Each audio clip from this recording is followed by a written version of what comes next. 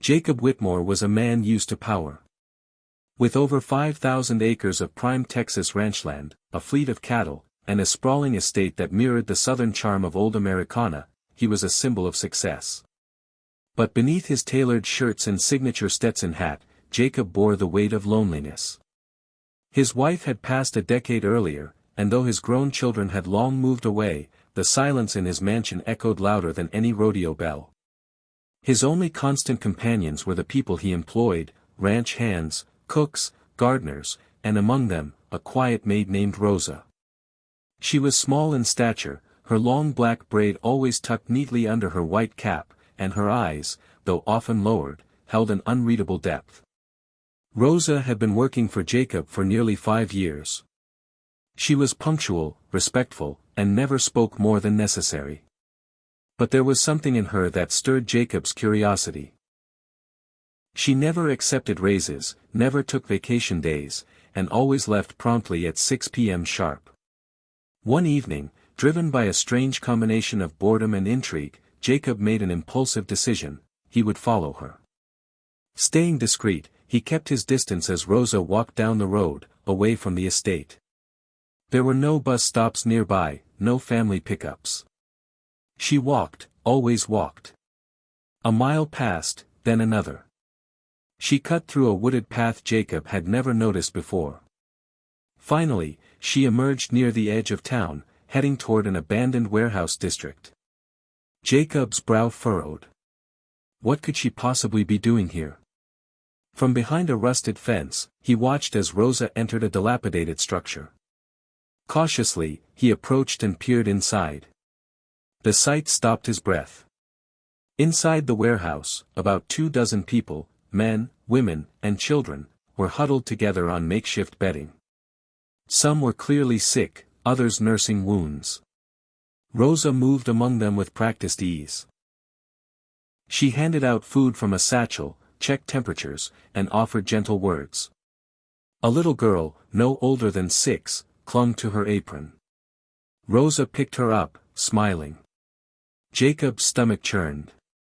He stepped back, stunned. These people, they were undocumented migrants. And Rosa, she was caring for them.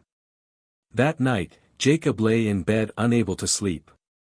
The faces haunted him, not out of fear, but shame. Here he was, a man of means and comfort, yet blind to the suffering that had been unfolding just miles from his home. Rosa, who earned little and asked for nothing, was shouldering this silent burden alone. The next morning, Jacob said nothing to Rosa. He watched her as she worked, her movements precise, her face calm. But the image of the warehouse never left him. Days passed, then a week. The guilt gnawed at him. Finally, one evening, he waited at the end of the path where she'd turned off before. When Rosa arrived and saw him, her eyes widened in alarm. "I'm not here to judge," Jacob said quickly. "I just want to understand." She hesitated. "They have nowhere else," she finally said, voice barely above a whisper. "Most of them are children. Or mothers. They've escaped violence.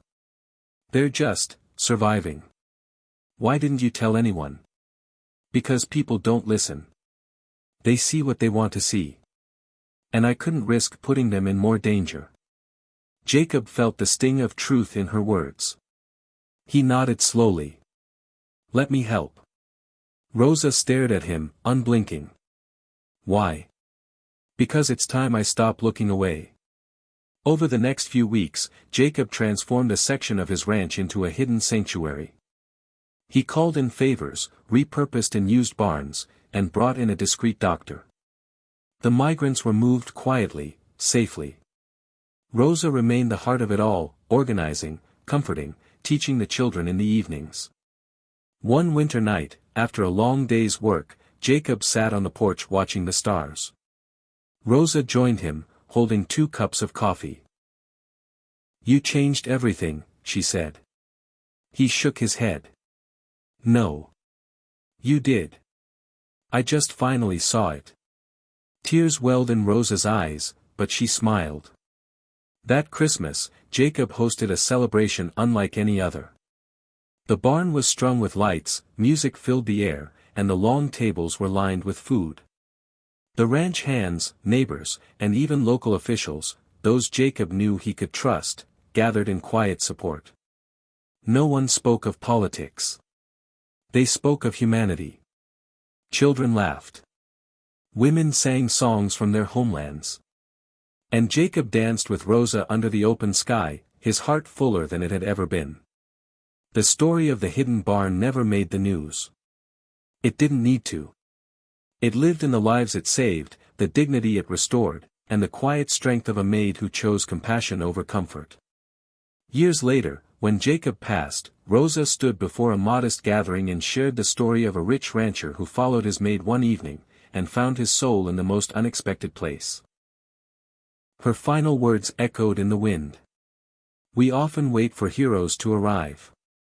But sometimes, the hero is just a person who decides to care. And with that, she walked down the same path, no longer alone.